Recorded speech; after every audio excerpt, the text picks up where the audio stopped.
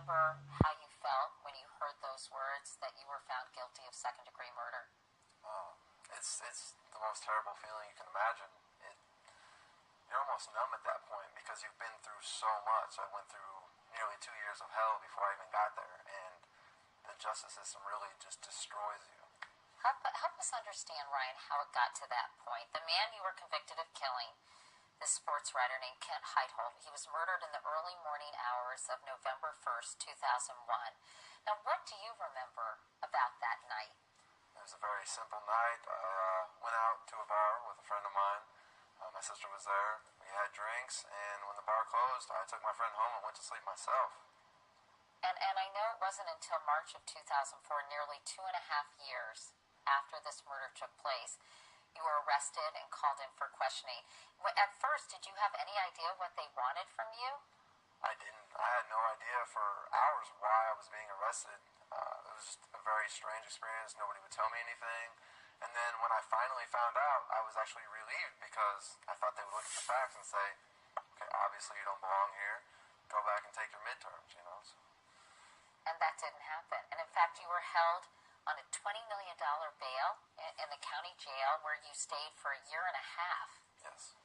So what was that time like for you? Obviously, you thought, well, things aren't unfolding the way I thought they would. No. You think, well, really, you're ignorant at that point. You don't know how the justice system functions. I believe that they would look at the facts, as I said earlier, and they would want to do the right thing. And the evidence would come back slowly but surely, and they would say, you know, the luminol from the car, it's clear, and the tire tool is clear. And obviously, the facts that this kid is making up, they don't fit the case. So as those things came back, they kept me in prison, and I couldn't understand why they would do that. And you know, you just keep fighting to survive each day and hope that they're going to do the right thing.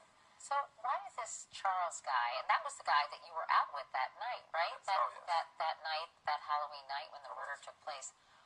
Why do you think he did this? Why do you think he said the two of you killed this man? It is a very interesting thing.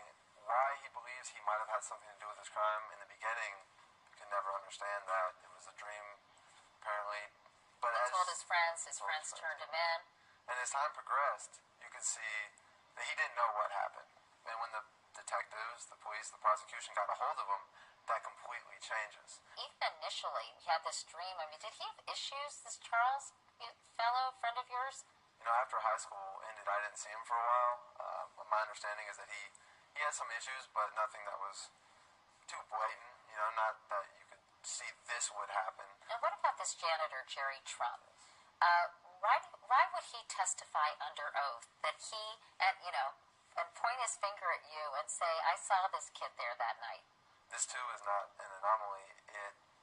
They take somebody who's a convicted felon, and basically they use that as leverage. And he felt threatened. He felt like he was doing the right thing.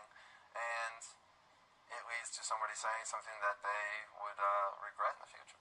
Fast forward, you spent nearly a decade of your life in prison from the time you were arrested in March of 2004 until you were finally released just in November. Yes.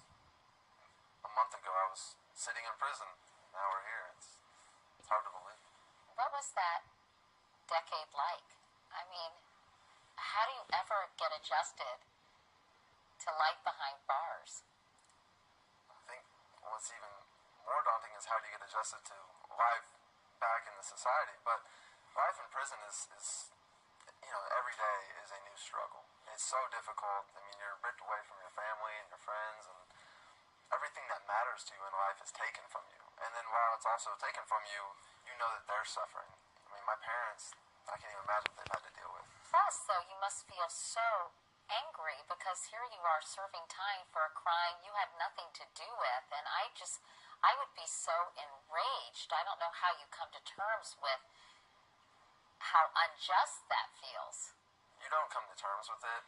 You try to fight it. And I feel like I struggled with it for many, many years. I still do to this day. But I try to take that negative energy and I turn it into positive action. And I really feel like I've made more out of my life because I chose, I'm going to read every day. I'm going to try to do push-ups or pull-ups every day. Anything I could to improve my mind or body. And well, I'm so far behind people my age, you know, it's going to be very difficult to get a job, and, you know, society just looks at you different no matter what. I always move forward in my life, and that keeps the negativity at bay.